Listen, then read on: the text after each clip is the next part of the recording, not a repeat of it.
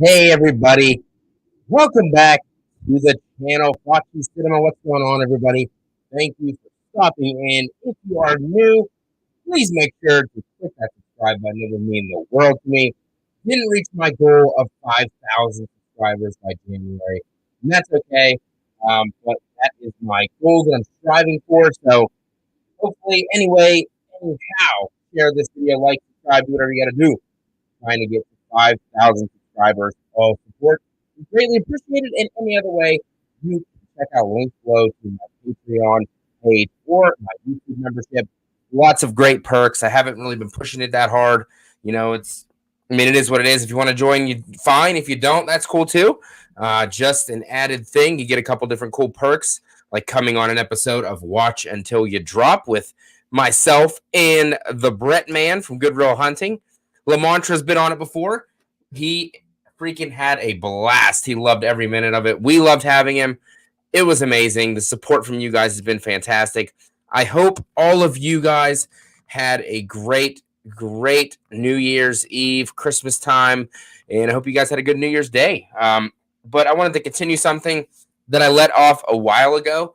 I was doing my top 10s from starting in 1980 and working my way to the present. I wanted to cut this one back to top 5. I really couldn't. I was having a hard time coming up with a list, to be honest with you. I watched a lot of movies, but I really wasn't feeling most of them, unfortunately. So I cut the list back down to 5 with 2 honorable mentions. But let me know your guys' favorites from 1984 down below. I kind of get, the main idea of what your tops are going to be, but I want to know, let me know. I got a poll in the chat. Please feel free to vote in that, and we will find out what you guys think is the best. But let me say hello real quick to who's here. We got Lamontra, Boogman, Brett from Good Real, Aaron Click, Rosie. Hey, Rosie. Gory Tiger, the usual beautiful suspects. I love you guys very, very much. Wait a minute. Rosie, you say Fright Night, but I think Fright Night is from 1985. Let me take a look. Fright Night is 1985, unfortunately, or definitely would have made the cut because I am a huge fan of Fright Night. Definitely one of my favorites in 1985, so look forward to doing that one. I watched a couple of movies from 1985. Now I'm having a rough time with that year as well, but get some background music here. I don't know why it's kind of like going so slow. Okay. All right. But, okay, like I said, I got top 5. From 1984, I have 2 honorable mentions, and I have one that I didn't include because it just would have totally wiped the floor with it. And there's a huge debate if, in fact, it is actually a horror movie. Many people say yes. Many people say no. That might kind of give it away what I'm talking about. But I wanted to talk a little bit about the Terminator, Mr. Arnold Schwarzenegger, the main man. I think if that one would have been in here, it would have taken number 1. But I didn't want to include it because I thought it's kind of unfair. It's kind of unfair. It's definitely got a, better story, got a lot more going for it than maybe some others on this list. And the fact that it's kind of more of an action movie than of a slasher flick. But yeah, so I know Lee from Drum Dums. It's a slasher flick. I know a lot of other people think it's a slasher flick, and it very may well be. But if I'm going to base it on, what the majority of people think, and it's kind of not a horror movie, and it's kind of in that gray area too. So I didn't want to include it, and then people would be like, "What are you doing putting Terminator in? That's not a horror movie." Blah blah. Just ignore the shit and just keep it out. But Rosie, I know I wanted to, but if I did, it would be number 1. Just so you guys know before I get into these. And I have 2 more honorable mentions. I have The Initiation, which was a first-time watch for me. I won't give away any spoilers or anything. It's a majority of it takes place in like a shopping mall, so that is a great aesthetic for a horror movie. I really dug that. It's about this young girl who's having like these dreams, and she's having, a house burned down, and yeah, it's been a while. It's been a while since I watched it, believe me, because I probably watched these movies about 2 months ago before like the Christmas holiday and stuff. so I'm a little loose on the details, but I highly recommend The Initiation. Definitely worth a one-time watch if you're not going to keep it in a rotation or anything like that. It has a 37% on Rotten Tomatoes, but take that with a grain of salt as you will. You know what I mean? You never know. You never know what you're going to get. Rotten Tomatoes can give a great score to a movie you think is shitty, or a shitty score to a movie you think is gold. So I just like to add them for an added fun fact.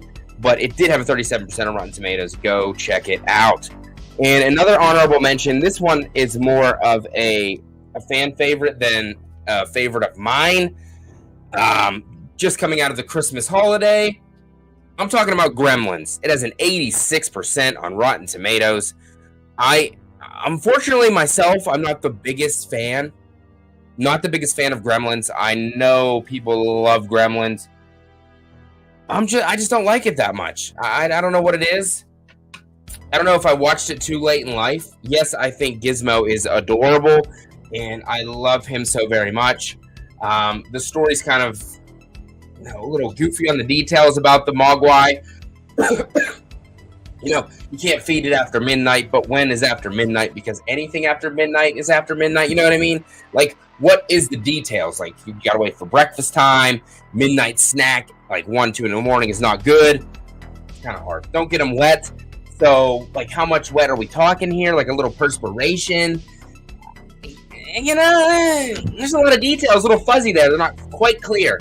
But if you're looking for that holiday horror movie that's, good and safe for the kids to watch along with you, it would be a really good choice. And Ghostbusters, in fact, did come out in 1984. I did not include that because that's another movie I don't really consider horror. Got more of a comedy aesthetic to it.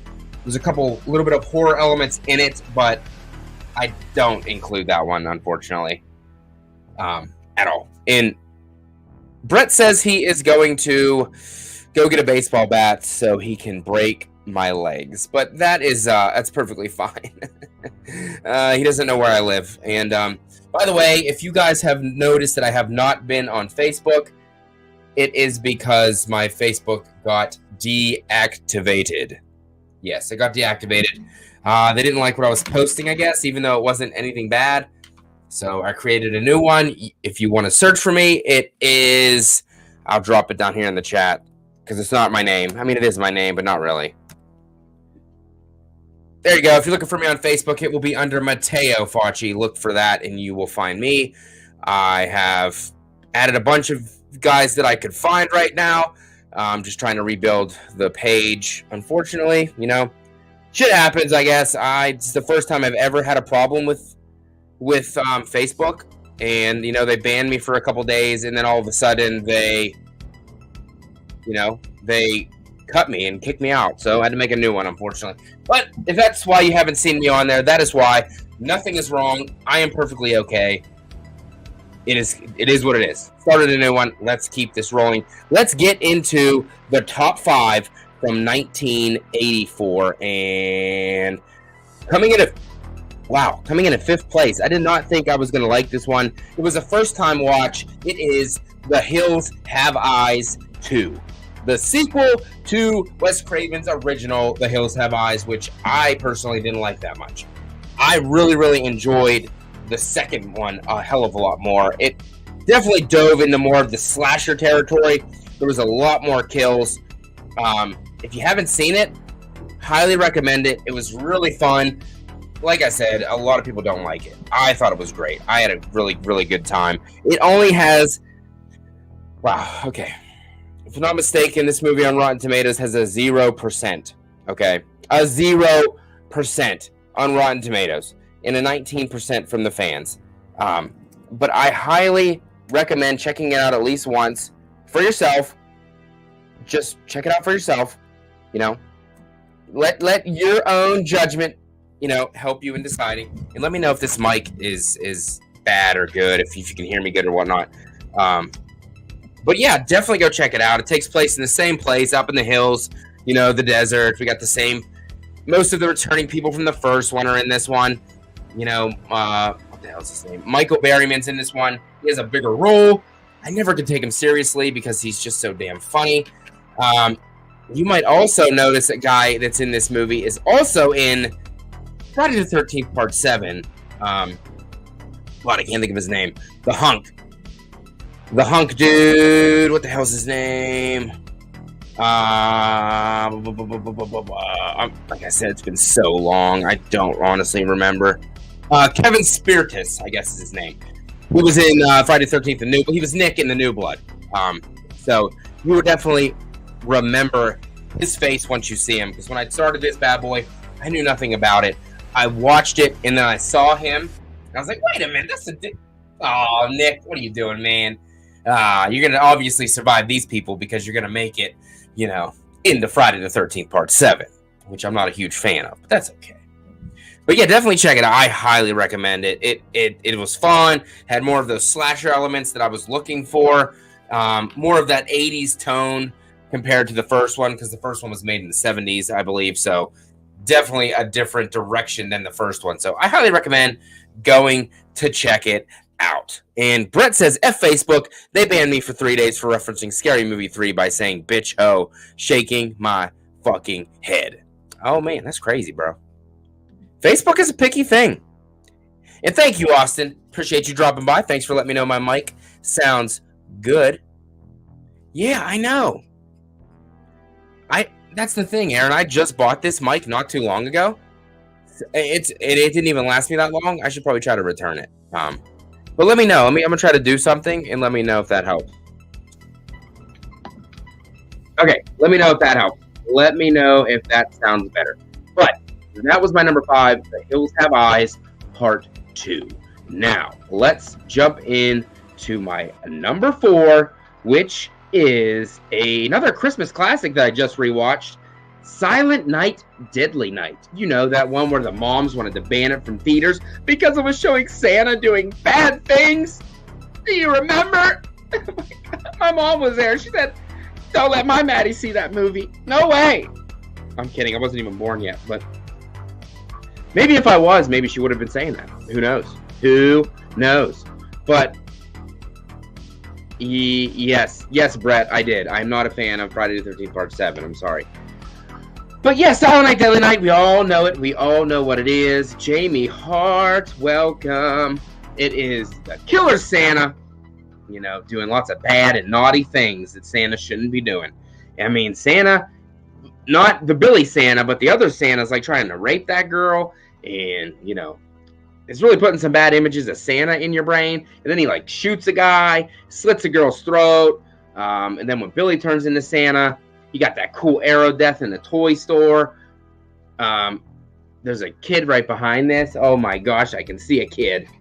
There's a kid right here. But Silent Night, Deadly Night, definitely fun. Definitely a great Killer Santa movie for sure. One of my favorites to watch during the holiday time. My only nitpick of the movie could be, maybe have him do some more Santa type things. That's all I ask.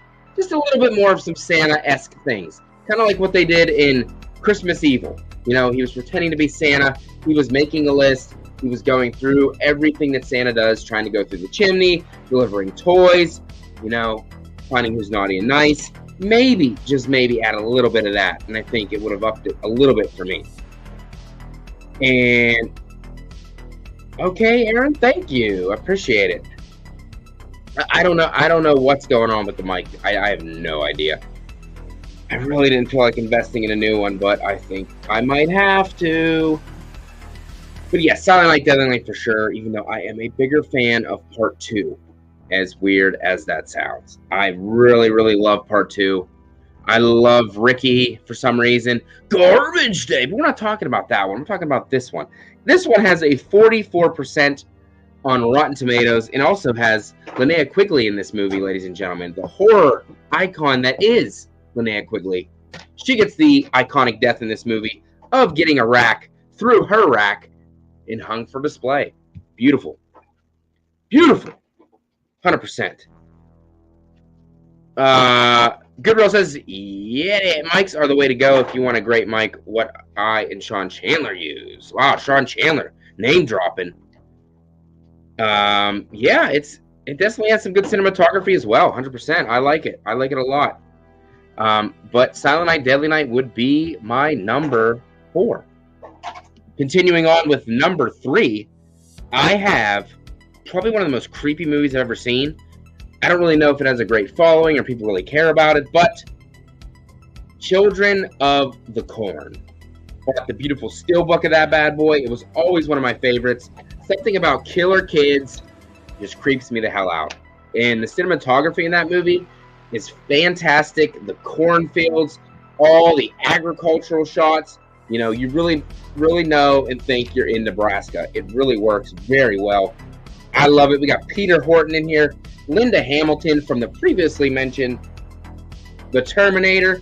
You know, it's just a creepy movie. That coffee shop scene, wow. They lock the doors and they just go in there and let loose. He who walks behind the rose, yes, indeed. Even though in the one movie he's like a cloud that's like smiling, and then in the other one he's like a demon-looking thing that's made of like clay. We're just gonna ignore the he who walks behind the rose part. But Isaac and Malachi, creepy sons of bitches kids. And the guy that played Isaac was actually pretty old at the time. He wasn't a kid. Like, I think he was supposed to be like a 15-year-old in the movie or something like that, 15 or 16-year-old. But he was actually into his 30s. He, I guess, if I'm not mistaken, he had like a condition where he didn't look like he aged. You know, so he was actually way older than what he was portraying. This movie had a 39% on Rotten Tomatoes, which breaks my heart. It crushes it. John Franklin is Isaac. He was the guy. Oh my gosh, he did a great job as Isaac. But I think Malachi, honestly, was creepier if I had to choose between the two of them. He was just like a freaking firecracker. No pun intended for his red hair. You never knew what he was going to do. He snapped at the drop of a dime. So I definitely would be more afraid of him than Isaac. Isaac was more of the prophet, and then Malachi was like the bodyguard type of dude, like the muscles. Goodreal says, Matt, you should do a Children of the Corn skit with your kids. If they could concentrate for a little bit of time, that'd probably be a good idea, but I don't know if they could focus long enough for me to pull it off. But my sister does live on a farm, so we probably could definitely get a cornfield. Aaron Click says, I think the movie is why I used to not want to have children. Yeah, they're going to grow up and kill your ass. Gonna kill your ass. But yeah, like I said, that coffee scene enough is creepy as balls. Really, really dig Children of the Corn. The sequels, on the other hand, pretty rough. Very rough. But they're probably worth a one-time watch. I think I watched them all. It's not the best franchise in the world, that's for sure. But, you know, the first one, in my opinion, is great. Stephen King adaptation. Usually his adaptations are pretty damn good. So this is one of those that I do find myself rewatching from time to time, especially because I like seeing a young Linda Hamilton. Definitely the opposite side of the Terminator Linda Hamilton. This one, she is a girly girl. She's like the damsel in distress in this movie. She's not trying to fight back and do any of that stuff. So it's definitely different to see her in this kind of role than in Terminator 2 type of stuff. All right. Number 2. What could it be, ladies and gentlemen? Number two. All right, there's 2 big ones I didn't mention yet. Chat, who do you think, or what do you think I have at number 2? And if you guys know me, you probably already know what it is. You probably already can guess what I have at number 2 on the list. Number 2, I have the original A Nightmare on Elm Street. Yes. Robert Englund's first portrayal, his debut of Freddy Krueger, A Nightmare on Elm Street, the classic Wes Craven. It's fantastic. It is fantastic. Just rewatched it a few weeks ago on the watch along with Christian from Planet CHH. I'm definitely gaining a new appreciation for the Nightmare on Elm Street franchise. I'm not saying it's my favorite. I don't think it will ever be my favorite. But I am definitely having a great time revisiting these, kicking back, watching some Freddy Krueger do his thing. I'm loving it. I'm really enjoying watching all these movies again. You get an iconic performance from Robert Englund, obviously, Makeup, special effects is fantastic. Cinematography is beautiful. The dream sequences are fantastic. What else can you say? Tina's death is probably one of the most iconic kills in horror movie history. You get an early baby Johnny Depp here as Glenn, rocking that half shirt. Looking. I don't know whose idea that was. Because I'm not gonna go outside wearing that unless you guys want me to. Then I might. But this is the non-comedic Freddy Krueger right here. He may have a little bit of playfulness, but this one is damn serious and definitely take him a different direction further down the line in this franchise. But being the first one, it's fantastic. I'm pretty sure I gave this thing a 4.5 out of 5 stars, if I'm not mistaken. Really, really enjoyed it. I have to admit, I do like some of the sequels more than the original. That's just my opinion. And I know there is a bunch of other people that I've talked to that actually prefer the sequels as well to the original. So it's one of the franchises where, the original sometimes isn't first in the rankings. And so far, I watched 4 of them. And so far, I have this one. And I'm not going to tell you where it's at in my ranking, but it's not number 1. Not number 1. Aaron Click says, that first Elm Street is so surreal and atmospheric. There's a sense of impending doom throughout it. Yes, indeed. I'm sure it was just a style back then. The 80s was strange. Yeah, but they're bringing that shit back today, so you might see me rocking that in the summertime. Who knows? Maybe.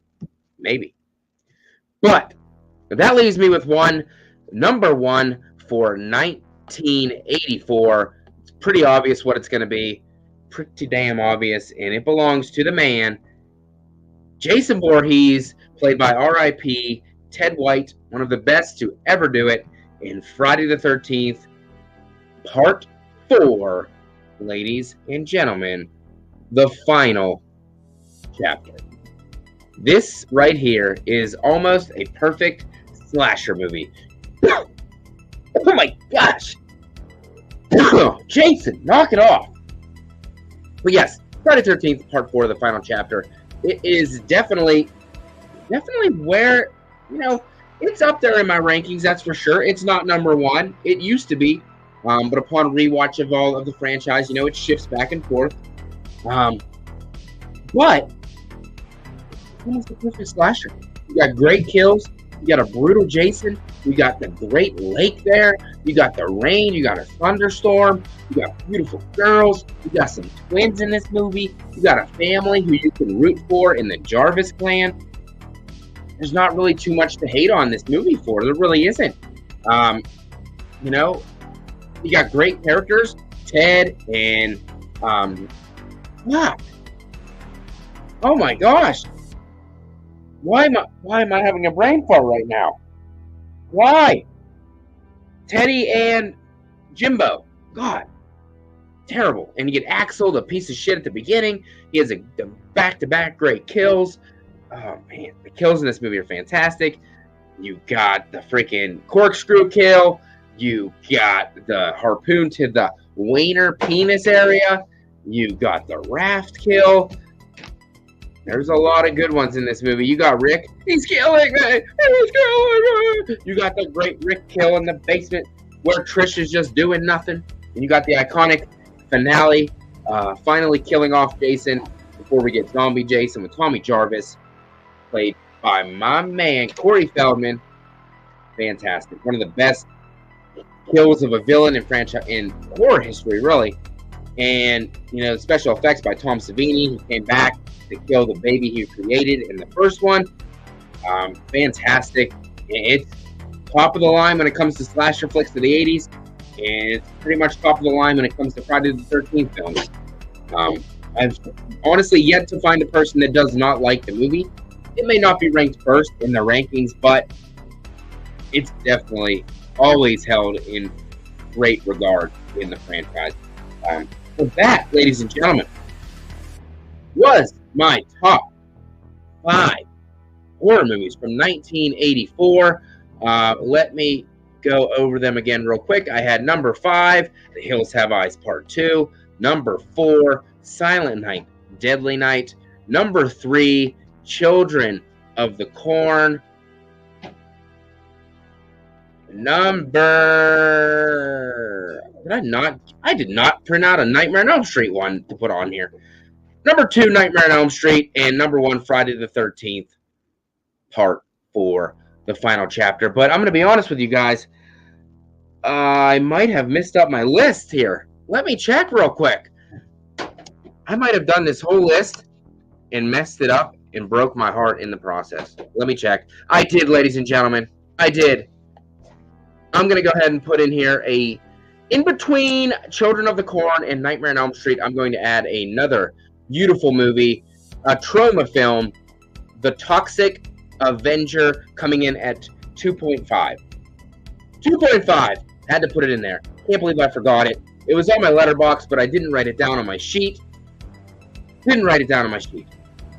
MAGA Cat, get well soon. If you're watching now or after the fact, hope you feel better, my friend. Hope you feel better. But yes, excuse me. 2.5. The Toxic Avenger. Can't believe I forgot it. It is a classic. I rewatched it a month ago and realized why I loved it so much as a kid. There's some horror moments in it, some comedy. It is hilarious. I've watched up to Toxic Avenger Part 3, and I honestly didn't know there was that many, and I'm still trying to keep them going. Christian from Planet CHH told me to go watch some trauma films, and that's what I've been doing, and they are freaking hilariously bad. But the Toxic Avenger, the original, classic. I remember that as a kid so much. I remember it, but I did not remember one of probably the most wrong scenes I've ever seen. These like bad guys are like racing cars at nighttime, and their only purpose is to run over and kill people. Okay? There's a little kid riding his bicycle. And these creeps run him over with their car. And then he's not dead yet, so they turn around and run him over again. And they smush him. And I was just like, that shit would never fly in movies today. Never. The 80s, you could get away with it. Back in the day, that is never going to happen. Never going to be allowed to do that. Not any way, shape, form, here or there or now or where. Yes. So I added Toxic Avenger in there at number 2.5. So, nothing's perfect on this channel. You guys are well aware that I don't do anything perfect. But I am what I am. I'm me. I try to do the best that I can every time and have a good dose of Zito. I don't know why I said that. Dose of Zito, Friday 13th, Part 4, Final Chapter, number 1. Thank you guys for hanging out with me tonight. I appreciate it. In MAGA, I hope you get well soon. I'm sorry to hear that you were in an accident, buddy. So prayers to you. Hope you get full recovery so you can get back here and dominate like you do, you sexy SOB. But I needed to get back into the groove. Figured why had a free time tonight, why not kick it off one more time? Start the year off with a stream. I got another stream tomorrow, ladies and gentlemen. It is going to be me and Destiny Faulkner's brand new monthly show. Movies we haven't seen, and I let her pick her movie first, a movie she hasn't seen, and she is starting it tomorrow night. We're diving into the original from 1979, the Amityville Horror. And with Margot Kidder in there looking beautiful as ever, I am excited. We got the Brolin boy in there.